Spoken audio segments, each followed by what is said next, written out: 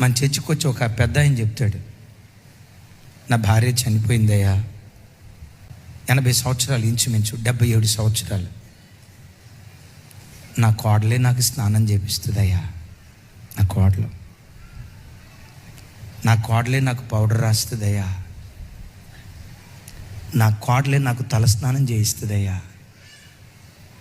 ఇక నా మనవాళ్ళు ఉన్నారే, నా కొడుకులు ఉన్నారే, నాన్న కాళ్ళ నొప్పి అని అంటంతో కాళ్ళట్లా చాపితే మంచానికి అటొకళ్ళు ఇటొకళ్ళు కాళ్ళొత్తుతూ ఉంటారయ్యా, కాళ్ళొత్తుతూ ఉంటారు.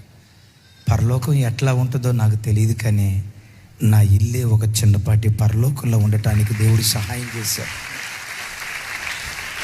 మీ అందరి దగ్గర నుంచి క్రైస్తవ కుటుంబం అంటే ఐక్యత, ప్రేమ, అనురాగం, వాత్సల్యానికి ప్రతీకగా ఉండాలి. కొట్లాడుకునేది క్రైస్తవ కుటుంబం కాదు.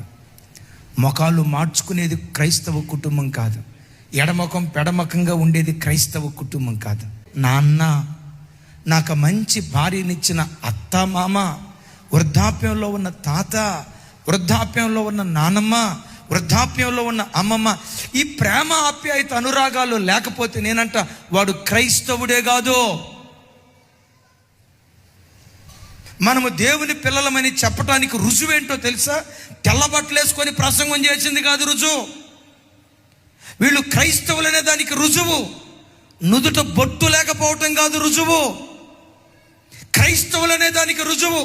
చేతులకు గాజులు లేకపోవటం కాదు రుజువు. క్రైస్తవులని పిలువబడటానికి రుజువు మెడలో మంగళసూత్రం లేకపోవటం కాదు రుజువు.